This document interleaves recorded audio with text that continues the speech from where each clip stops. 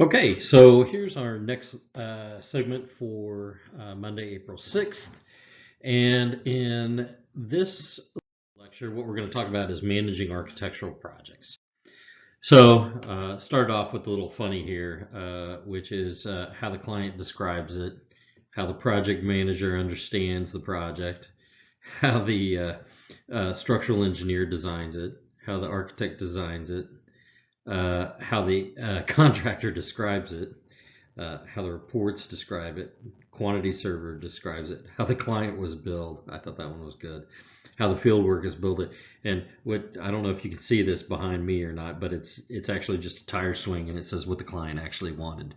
And so I think what's important about in project management is just making sure that what the client really wants is what ultimately the project manager is tasked with corralling the entire design team and contractor to be able to execute so that at the end of the job, what the owner wants is what gets constructed.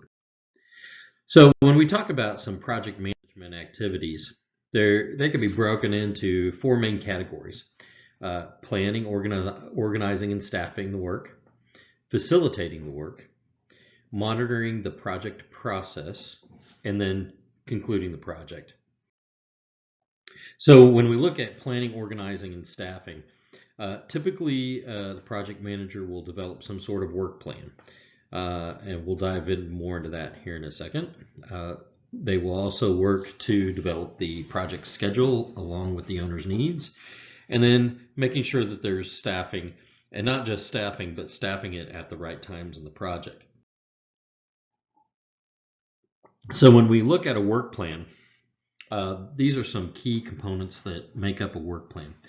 First is the project description, because this is something that you're going to use throughout the project and something that you're going to be giving to all your consultants and using it and updating it throughout the whole project to make sure that everybody's on the same page. And so usually this is kind of developed before the design team kickoff meeting, and is usually gone over during the team meeting as well. So the first thing is usually a project description and the client's requirements. I mean, what are we doing and why are we doing it and what are the requirements for it? A statement of the deliverables. In other words, at the end of the project, this is what I need. I need drawings of this, this, and this. Team organization chart, just so everybody knows who's on the design team. A responsibility matrix.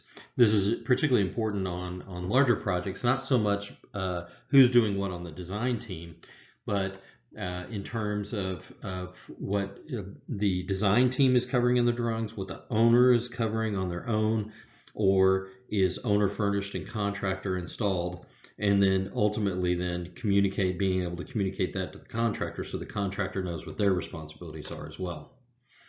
Next is a preliminary project schedule. Here's all the interim deadlines and what we need to meet and what we need for each of those deadlines. Preliminary staffing needs. That's more of an internal look, usually inside the firm. Could be in terms of when consultants need to be in or out of the project. Project directory, making sure everybody can get a hold of everybody whenever. Internal project budget. So again, looking internally in the firm, a project budget, and then an external budget in terms of what the construction cost target is, and then any relevant code information. You hopefully have done that work beforehand before you deliver the work. The project description and client requirements is typically what you've already done in the proposal phase, right? So you've already, if you remember back to our discussions on marketing and on preparing proposals and types of proposals, the types of questions that you ask should reveal, what the project is and what the client's requirements are. And then further defined in a kickoff meeting. This may include drawings as well as text, and typically includes site information. So site survey, any site analyses, utility requirements, those sorts of things. So in a statement of deliverables, if we look at that basic services 11 by 17 that I gave you guys, there's a statement of the deliverables, in terms of technical drawings and those sorts of things, but there may be all sorts of other deliverables that you expect to do. Maybe there's some renderings or certain submittal that's required as part of the planning process, and those require a certain set of drawings or images or whatever in order to achieve that. And all of that should be included in the statement of deliverables. You may further break those down by phase, in terms of, design development package. This is what I expect everybody to have for that package. Team organization chart, keep it simple. Who's doing what and who's responsible for what in each of the design team owner and the design team owner and contractor.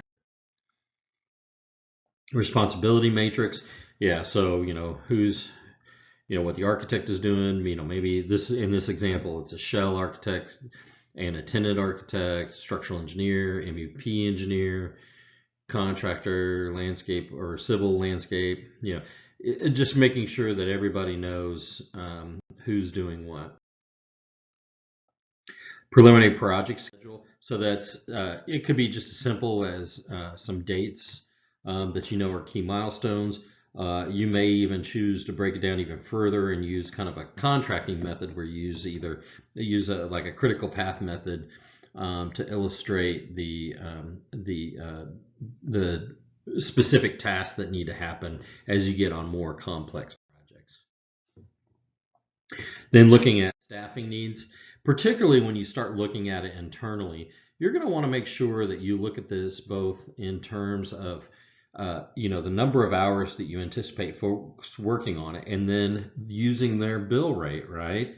So that you can make sure that that you are not spending too much time or allocating, scheduling too much time for a project, and then using that to make sure that you have an internal project budget that allows you to schedule the correct number of hours based on somebody's bill rate, because that way you can make sure you stay within your fee and that you can make a profit on the project. Remember, profit is not something that we're thinking about all the time, but it's like air. We've got to have it in order to survive.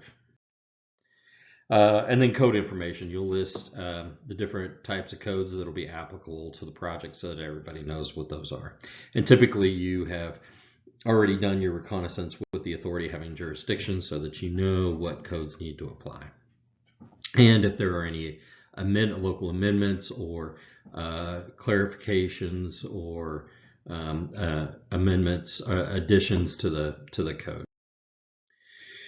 All right, when we start looking at facilitating the work, that really comes down to managing both the design team as well as the client relationship. That's typically the main charge of the project manager, as well as making decisions for the project, and managing the meetings and managing the documentation. I think one thing that's important is just because you're responsible for decisions being made on a project as a project manager does not mean that you have to make the decision, right? You need to make sure that everybody has weighed in so that the decision is self-evident. And so the important thing to keep in mind is that really what you're doing is you're pushing people to provide information so that a decision can be made, rather than just arbitrarily making a decision. So rarely are you doing something unilaterally as a project manager, but rather you're making sure that everything has been vetted and the appropriate information has been prepared so that the best decision can be made. When we talk about managing project meetings, it's really important that you have effective project meetings. There's nothing worse than a bad meeting, a meeting where everybody's just sitting around and freewheeling conversation. But there are several different types of project meetings that you might anticipate. One is a scheduling meeting. Second is like executive sessions.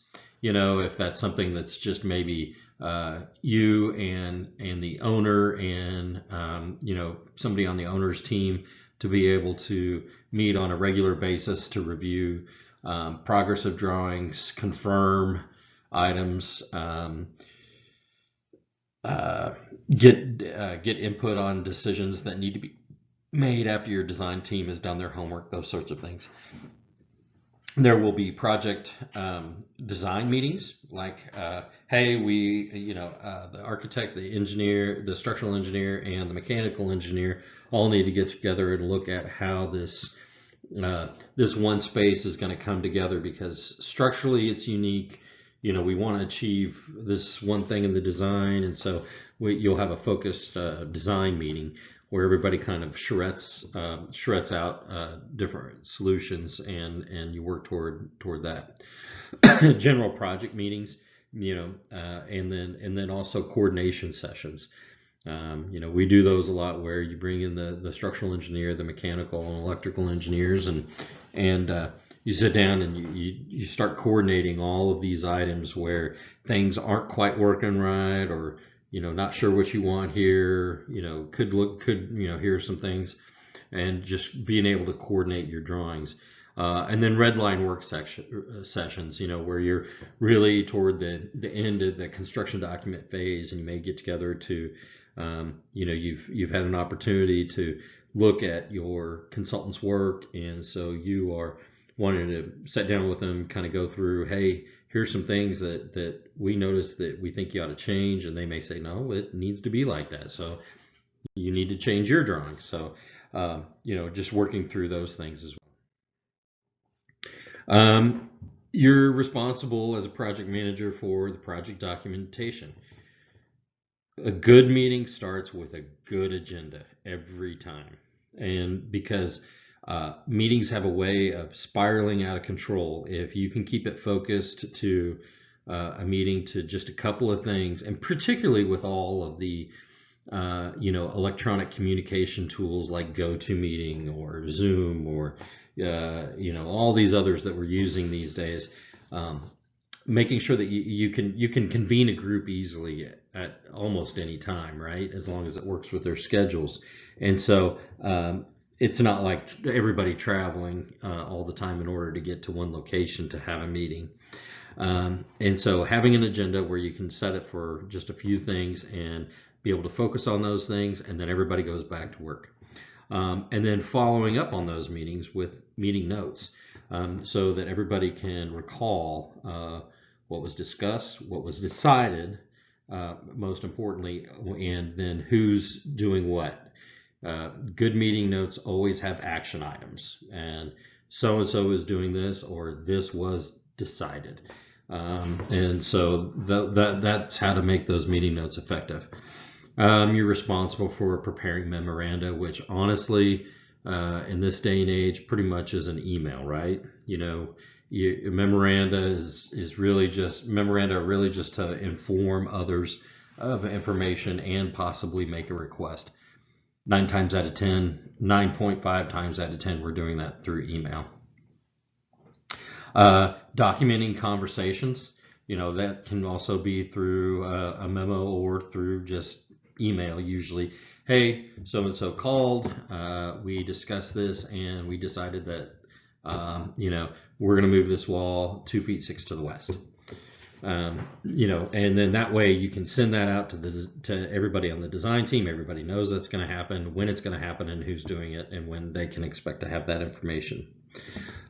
You may keep a personal journal. I keep, a notebook, where I keep my notes, and then pull those out as needed when I'm taking action on stuff. And everybody kind of records those things in a different way. But you got to have a way to be able to record what's going on in your head and organize your thoughts. And then managing all the information. Make sure that you've got access to the information, and that you have managed it, filed it, or whatever in such a way that it's accessible to the design team, and that the design team knows where to go find that information if you're not available to find it. All right, so when we talk about monitoring the project process, uh, it's really managing certain things throughout the project to make sure that you're fulfilling all of these your obligations. And so it starts first and foremost with the agreement or the contract, right? What you have said you would do or not do by contract. And so, as a project manager, that's where your work starts, is making sure that you fulfill the obligations of the contract. Additionally, as a design professional, you're responsible for making sure that you are fulfilling and maintaining your standard of reasonable care. We spent a lot of time discussing that. And I think you kind of realize that, hey, we got to make sure that we are acting within our state's statutes, or the state statute in which I'm practicing, that defines the standard of reasonable care. You need to make sure that you're maintaining the project budget, both internally on your side as the architect, but then also the owner's project budget, right? And making sure that that there are regular checks on costing, so that we know that we're on track and we're not designing a $10 million addition when their budget is $1 million. Maintaining the project schedule that you've discussed and already issued. Making sure that you monitor the program for the owner, right? They either gave you a program or you're working on a program during the initial phases of design, and so making sure that that program is met. I mean, if we said that there's going to be this many spaces, that the end result has those many spaces, or that you've had a conversation with the owner that says, hey, yeah, we can get rid of 2 classrooms on this because, well, it's not in the budget. Monitoring the project process for your consultants, making sure your consultants are delivering information on time so that you and everybody else can be able to move forward with your work. And then last but certainly not least, making sure that you are monitoring the quality of the product. Now, on larger projects, that doesn't necessarily mean that you are the one that's necessarily redlining the drawings. You're just making sure that there is time allotted in the schedule to be able to do a quality control review, and that you have somebody that's experienced that can do the quality control review, and that process, you have time to make corrections as needed as a result of that quality review. And so all of these things, tie in together, and it's hard to, you almost can't look at them individually because one has an effect on the other. And then we look at concluding the project. There are a series of post-construction evaluations that you may want to do to close out the project, and then there are some other closeout tasks. So some of those post-construction evaluations may include schedule. Just looking, did we, at the end of the project, did we meet it? If we met it, great. Why did we meet it so well? Or if we didn't, why didn't we meet it? And what can we do going forward to make sure we meet schedules? Same thing with budgets. You may do an evaluation of the team, whether that's an employee evaluation or just, hey, I really liked the things you did on this project. Going forward, is that something you'd be interested in doing on other projects? I thought you really excelled. Or, hey, on the next project, maybe we ought to look at you doing more of this type of activity. Quality, did we have a lot of change orders? Why? What were the cause of these change orders? And then, of course, last but not least, but looking at client satisfaction. And so, is the client satisfied? Would they recommend us? And if so, would they be willing to write a testimonial? Doing post-construction evaluations on that facility itself.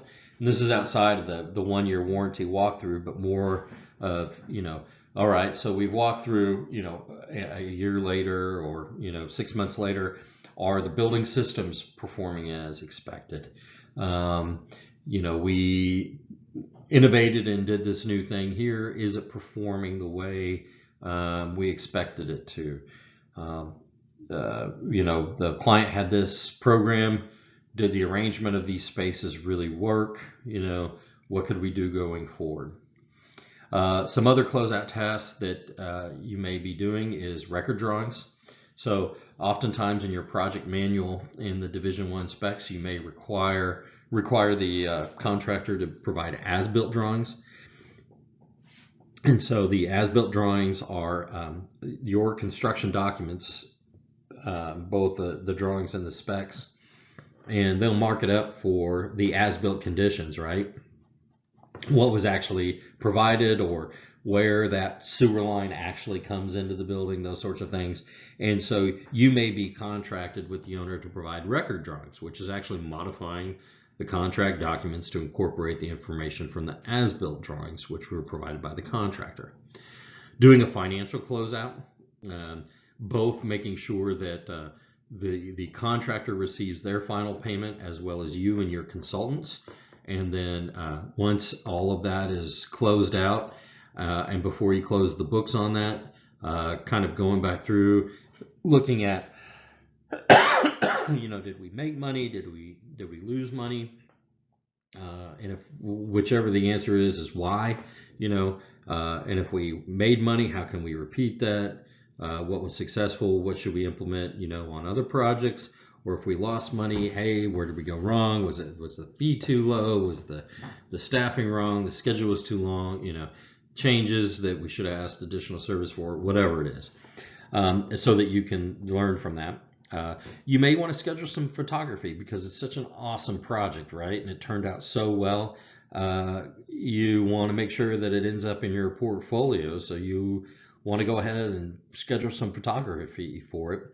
And it's not something where even though the building's wrapped up, that may not be the best time to photograph a building, right? You may want to not photograph it in the dead of winter. You may want to do it, midsummer when the lighting's really nice on the north side of the building, late in the day, so that you can catch, this move you made on the north side of the building. And then lastly is archiving the project. Make sure you keep the records and archive the records for the project. Statute of repose will usually define how long the state expects you, or the authority having jurisdiction expects you to maintain those records.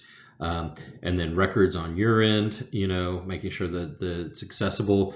In case the owner has questions later on, that they're easily accessible and everybody knows where those are at. The archiving the financial records, all those sorts of things. So there are some other project management considerations that aren't necessarily lists. So some things to think about: where do project managers come from?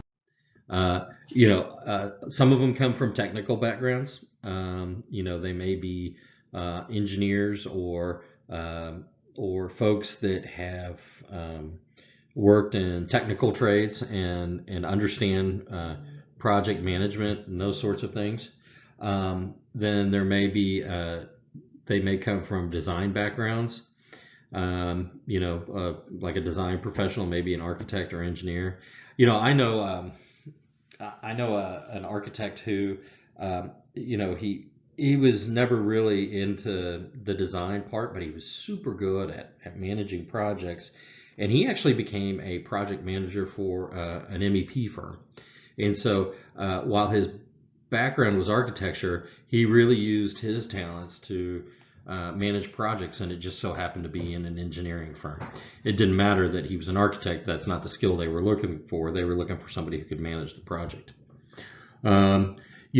Complex projects might have multiple project managers, particularly if it's a really large project or really complex. Maybe you've got somebody that's in charge of the shell and somebody that's managing the tenant infill. Or maybe there's different components or multiple buildings on the same site, and so you may have multiple project managers for those. And then, what's interesting for small firms is that oftentimes the project manager is also the project architect, is also the project drawer, is also all of these things, because the projects aren't that big, and so oftentimes on those you're doing all of it, and so that's important. That's a great way to kind of develop your skills as well. What do project managers do? And I think this is really important because we talked about all of the kind of the technical things that they're responsible for, but here's really what they do. Project managers lead, so they need to be leaders. They need to be able to be problem solvers, and I mean real problem solvers, and stuff that they're probably never seen before, right? But they know how to gather the right information, find the right information, assimilate that, and be able to work a group through to solve real problems. They need to be able to motivate others. And it doesn't necessarily mean you're always a cheerleader, but I mean you've got to be able to take a team, whether it's internally or your consultants or whatever, and motivate them toward the goal of a really great project. They need to be an advocate for the design team as well. It's really easy to say, well, I'll just do whatever the client says. And there's times you got to say, look, the team needs an extra week, and that's how it needs to be. Or the team really has analyzed this, and we really believe this is the way to go, and we strongly encourage you to do that. So always be an advocate for those you're leading. They're of course responsible for the project documentation effort, which we talked about, and talked about monitoring the progress. And then communicating consistently. It's one thing to communicate and you just kind of come in, once a week and just spit out 100 emails on a project, but you really need to be consistent. I mean, it's kind of, one of my philosophies is just every project every day. Making sure you're at least thinking about a project every day, and it may be as simple as just picking up the phone. Say, hey, don't know what's going on. Just tell me what's going on this project. And then that way you are just thinking about it and making sure that you're taking small incremental actions every single day. And this is just another little funny for you. It says wanted for delaying an important project. This is probably the project manager. The project manager didn't answer emails, which is a huge pet peeve of mine, returning calls, making up their mind, and didn't attend meetings. So yeah, wanted. Don't make sure there's not a wanted poster of you in your office. What makes an effective project manager? Their attitude, having a good attitude about it. Their personality and behavior. They need to be highly organized. Typically, they're experienced. Which means that you've got some experiences that you can draw upon in order to make decisions. They need to be collaborative. They need to be able to bring a group together and be able to get the ideas produced in such a way that you create a cohesive design solution. Need to be an active or empathetic listener. Responsive. You need to be able to respond to folks. People do not like to wait. And unfortunately, phones don't, and being connected all the time does not help. And so, well, I mean, it helps you be responsive. It does not help with you not being engaged in work. But likewise, a project manager is accessible, right? So a lot of times you would like to think, oh, I can do this work for the project, but really, in order to be accessible, that means everybody's calling you and you're filtering all the information and disseminating it out, which means you need to be there and be able. People need to know I can call that project manager and something's going to happen, and then you need to be persistent, and that's one of the things that is just. If you're not persistent, you've got to learn to be persistent, because You've got to hold people accountable. Say, I need your decision on this, by such and such date. And then on that date, if you hadn't heard, say, hey, I'm expecting an answer from you today. Just want to make sure that you had everything you need in order to be able to do that. And so I'll be looking for it later today, right? And you just got to be persistent and make sure that folks are delivering so that you can maintain a schedule. Client expectations and project management. Make sure that your client, has hopefully you did this in the proposal phase, but they have a clear understanding of the services that you're providing, and importantly, what you're not providing, and they need to pick up. You're responsible for setting the expectations, and oftentimes there are, or not oftentimes, but sometimes there are difficult situations, and you've got to take those issues head on and explain the consequences of those decisions. Communicate with your clients. I've never had a client that says, you just send me too many emails. You communicate too much. They would rather know than not know. And then when you make a commitment, you got to follow through, which means you need to be persistent and make sure everybody downstream follows through as well. So if you remember back to our discussions on risk management, why all this is so important is that good project management equals good risk management. If you remember these slides here, the project risk drivers, a lot of them come down to project team capabilities, and of the team capabilities, oftentimes issues arise because of experienced design staff or communication issues. And that claims are usually driven by design error. So, sometimes there's a design error, and a lot of those come down to bad communication or not helping your inexperienced staff. And I can't stress it enough, just communication, even when there's a design error, to make sure that everybody's abreast of the situation is absolutely critical to managing your risk. And that's why a project manager plays such an important role in risk management. The best approach is to adopt the objective attitude that a good project is a successful project with ordinary problems and satisfied client. Remember our discussions early on about personality types and a level 5 leader. I really think that's where this comes in, as somebody who isn't concerned about themselves or their ego, but really puts the project and the client first and really focuses on those things. And then this is the last funny for you. There's a castle, and then the king and the contractor are arguing, and there's these guys digging a moat inside the castle walls, and it says, suddenly a heated exchange took place between the king and the moat contractor. All right, so we will meet Monday and go through any questions you might have on this, although this is pretty straightforward, I think.